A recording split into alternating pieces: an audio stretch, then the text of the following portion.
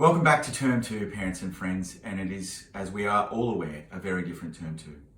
We thank all of the parents and staff for their hard work, from home learning to staff preparing materials to the kids working at home. We thank you. At this stage, there is no change to government advice regarding schooling arrangements for Term 2 until week 5. We ask parents where possible to minimise days at school or to stay at home completely, as we want to stay safe here and in our community. We realise the challenges that technology and home learning bring, and our school has made some decisions about supporting you at home. Today, communication will come home regarding our learning packs, and these will be able to be picked up from school on Friday from this week and Monday. Communication will come home about the timings and details of this arrangement. Those packs include textbooks, cards, skipping ropes, balls, games, and iPads from years 2 to 6. We hope that the communication using technology will increase with our school-based iPads, and information about how to use these to the best of their ability is also part of the communication. We are aware that there will be challenges, and communication and connectivity is very important. Our staff next week will be contacting all parents and students about how they're going, and any advice or support or suggestions is really helpful. Being active and at home is really important. Dr. Kelly Lapworth, our guidance counsellor, as part of this communication will give some advice about how to stay well at home. Our staff wants you to stay healthy and active and have fun as well. Part of that is weekly physical challenges. Today's physical challenge, and the skipping rope as part of the pack, is how many skips you can do in 30 seconds. I'm quietly confident, although Mr. Estridge is positive that he will beat me in how many skips we can do in 30 seconds. We look forward to seeing how many you can do as we go and show you what our staff can do. Thank you.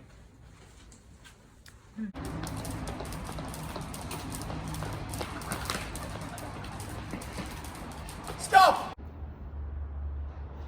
Thanks, Mr. Beecroft. For those of you who don't know me, my name's Kelly Lapworth and I'm the guidance counsellor here at St Mary of the Cross. So the thing I was wanting to chat to you about today is how we can try to remain resilient during this time. I think we've received lots of information about how to try and stay physically well, but one of the things that is equally as important as staying physically well during this time is maintaining our emotional and mental health, and trying to be as emotionally well as we can. And there are some really simple tips or some simple things that we can do to try and help ourselves do that during this time. The first thing is maintaining a healthy routine. Obviously our routines are all going to need to change, and will have already changed in fact, as we're not at school doing our learning and some of our parents aren't at home doing their work. And so I think that it's important that we establish a new healthy temporary routine that looks like getting up at the same time each day on weekdays and doing certain things at certain times. We obviously won't be engaged in learning from 9 in the morning until 3 in the afternoon as if we were at school, but you might pick certain periods of time in the day when you're engaged in active learning. Okay, when you're doing your classwork or the work that your teachers have sent home, and it might help to do that at the same set time each day. That's something that you'll be able to work through with mum and dad. Mums and dads, carers, we certainly won't be here making any types of judgments about who the best parent educators are. The reality is that this time is something that is different, challenging, stressful for all of us in one way or another. And so the expectation on you isn't to stand up and be a teacher from 9 until 3. Again, work out with your child a healthy routine that looks like setting aside certain period of time in the day when you sit down with them or you're able to supervise them in being engaged in active learning. One of the other things that we can do is have healthy sensory breaks. So we all have senses, our sense of smell, our sense of touch, our sense of taste, and it's really nice to be able to have sensory breaks throughout the day. So that might involve moving around. It might involve going for a scooter ride or a bike ride or running laps around the house. It might also involve going out and picking up 10 leaves in the yard that are all slightly different colours, or noticing all the things that you can hear or all of the things that you can smell. Just things that kind of help us to get out of the house and still get in contact with nature.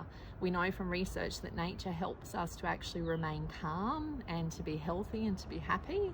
And so I think getting in touch with nature as much as you can during this time is something that you can do that can be helpful.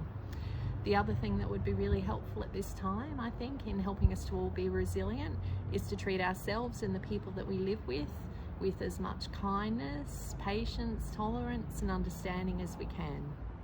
It's a difficult time. We're spending more time with each other than we would normally spend, and so I think there's some adjustment in all of that for each and every one of us. And so I think that there's lots of new learnings that we can gain in this time that are different to the learnings you gain if you were at school. But things like, how do we learn to be respectful of each other when we're spending so much time together? How do we learn to be a bit more independent in some of our tasks so that mum and dad can still get some work done? Those sorts of things. So I want you to have a think about those things over the next week, and perhaps you could share some of the things that you do to maintain some self-care, to build resilience and to stay emotionally well. Perhaps you could share them with us here at school. We'd love to hear what you're doing. All right, thank you everyone, and have a great week.